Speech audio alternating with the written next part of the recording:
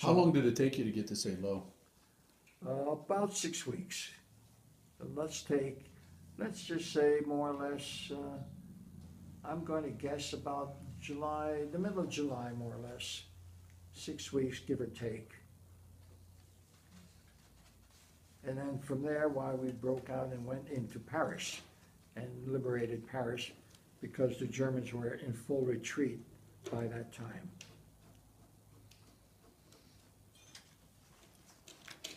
So you kept advancing east. I'm sorry? You kept advancing east.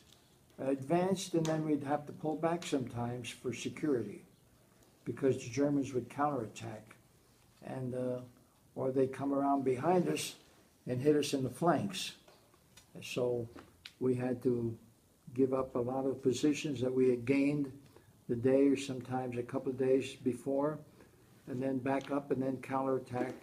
It was a seesaw affair, quite a bit, but the seesaw was always, in the final analysis, was in our favor, but it wasn't all a one-way street. It was a two-way street with the short end for the Germans and the long end for the Americans. Did you admire your commanding officers there? A couple yes, a couple no. Some of them we hated them, detested them. Some we admired them very, very highly. Well, let's start with the good news. Who did you like? Who, you mean the name of the officer? Yes. I had two very favorite lieutenants. One was a Lieutenant Gerard, Gerard.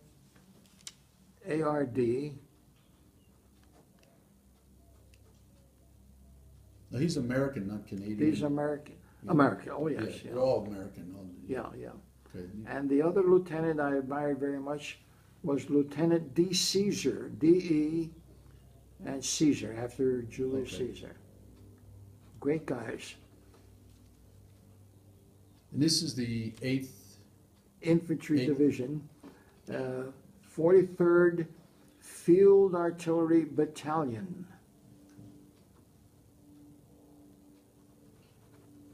And who were the officers you had some issues with? Oh boy. We had one nice captain, but he was shot, not killed, but he was shot by our own men by accident because he was walking around at night and he did not use the password. And one of our sentries shot him because he did not come up with the right password, our own captain. Did you see this happen? I was right, I was like about from here to across the street. I heard him howling when he was shot. Yeah, I think he was shot in the ankle. And he called for the medics, and the medics came over quickly at night and doctored him up, took him back to the first aid station. We got a new captain. Do you know what happened to him after that? Probably, no, all I know is he was bandaged up and probably given the Purple Heart and most likely sent back to England for recuperation. Can I have the water, please? Do you need any more water? Oh, no, I'm good. Okay, thank you. But Lieutenant D. Caesar and Lieutenant Gerard were two gems. They were two great direct officers in charge, two lieutenants. The best you can want. And anybody else you had some other issues besides? Say that again, Jim. And any other commanding officers you had issues with? You mean besides the one you mentioned? Well, the other fellows were. Well, yes. The other we had good officers. The captain of our battalion was a fellow by the name of Captain Brewster, Brewster, Brewster, and his secondary commanding officer, in case he was not the what you call the executive officer, was a Captain Abshire, Abshire.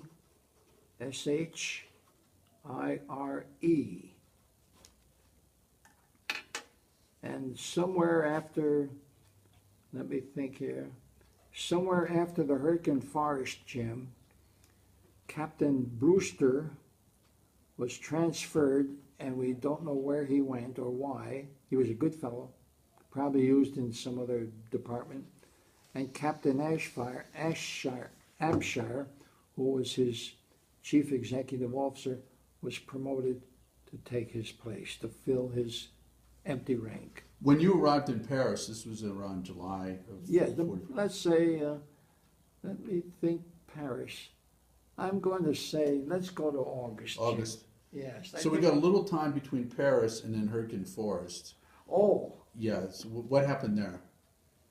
it was between, okay, let's go. We ran wild over the Germans. The Germans were in full retreat after they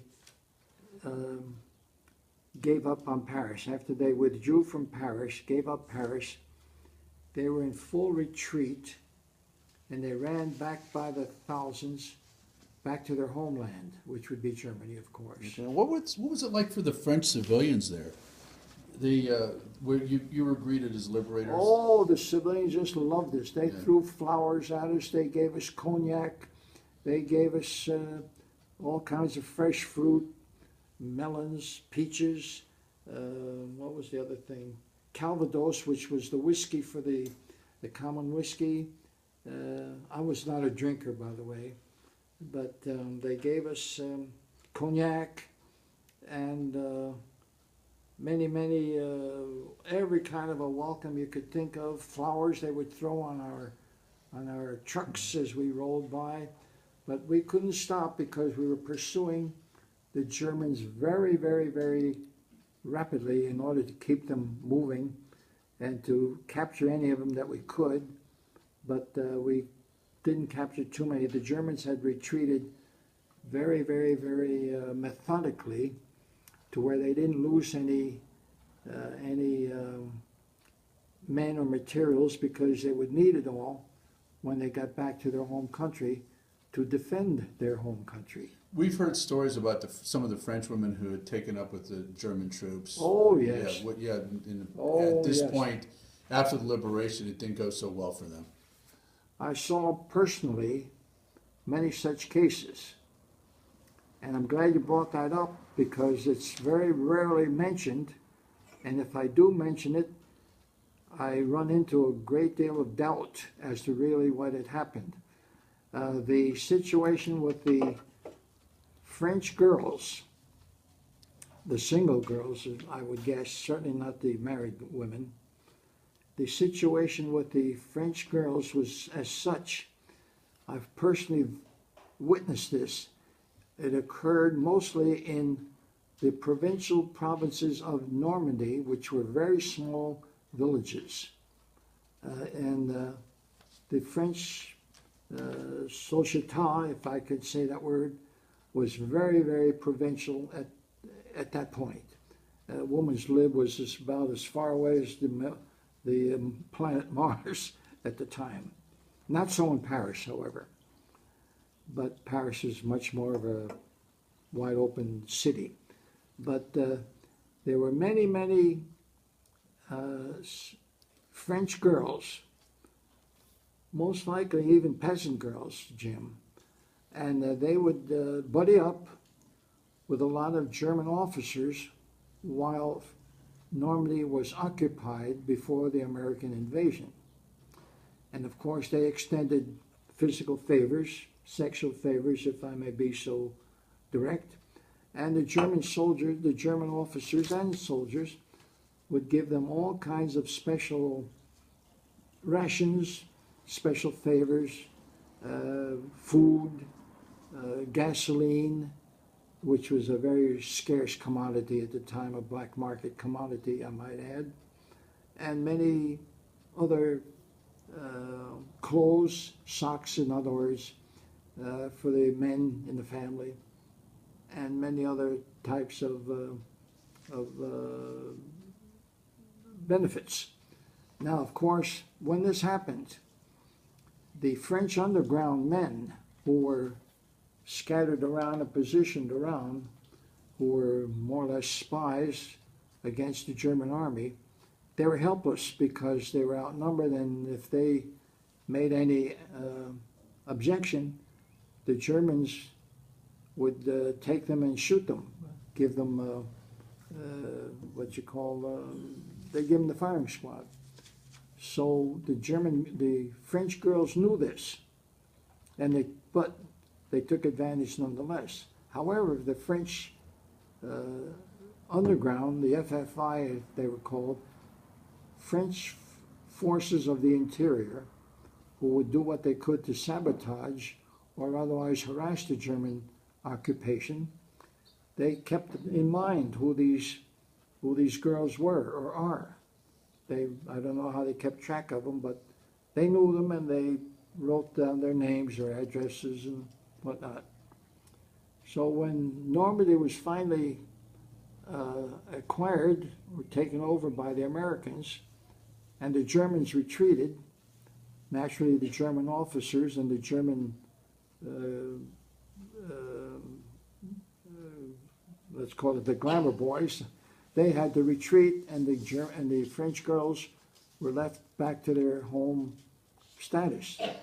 Immediately, now I saw this, immediately these girls were rounded up by the French forces, and I don't know if they were put in jail, but they were pretty well surveyed or kept in good, they were kept under very, very close guard.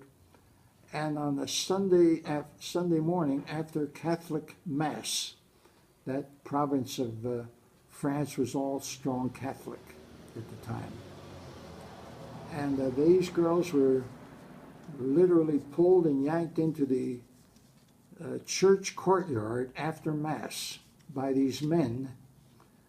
And they were held very firmly. I don't think they were tied up or handcuffed, but they were, I don't recall. But they were strongly, firmly held while their head was shaved off with a clipper, like an old-fashioned barber shop hand clipper. They didn't have electricity, of course. And their heads were shaved just as clean as and bald as I am. And while this was going on, the married women, many of them had lost their husbands in the French army, and they were spitting at them. And of course, they were very sensitive, you see. And the children, they would take sand and gravel and throw it at them while the French forces were shaving their heads. And after their heads were shaved, they were pushed out the gate and given a good kick in the rear and sent home or sent down the street wherever they lived or wherever they went to. So that was the scarlet letter of a traitor, was to walk around with the shaved head. That's correct. I saw this personally with my own eyes on a number of occasions on a Sunday. I am a Catholic at the time, and there was a Catholic, each little village had a Catholic church, and we went to the Catholic church on Sunday if we were not shooting or firing at each other, and on a little bit of a rest stop or something, we'd take it in our hands to go to church, to go to Catholic Mass. The Monsignors there would have one Mass on Sunday morning, usually around 10 o'clock, and at the end of the Mass, this affair took place in the courtyards of the church. Small churches, by the way, because the villages were small and they were not very large dioceses like they are now. But yes, that definitely happened, and I'm glad you brought that up because this incident is rarely mentioned in any of the history books. A few people saw it, a few books or authors have mentioned it, but not too frequently. And when it is mentioned, it's given a high eyebrow because many people might doubt it. But it definitely happened with my own eyesight. We were not allowed to go go inside the patio, but we stayed outside the patio with the iron fences around it, and we looked in and saw this occurring. And the patio, in some cases, Jim, was probably not much bigger than twice the size of this porch right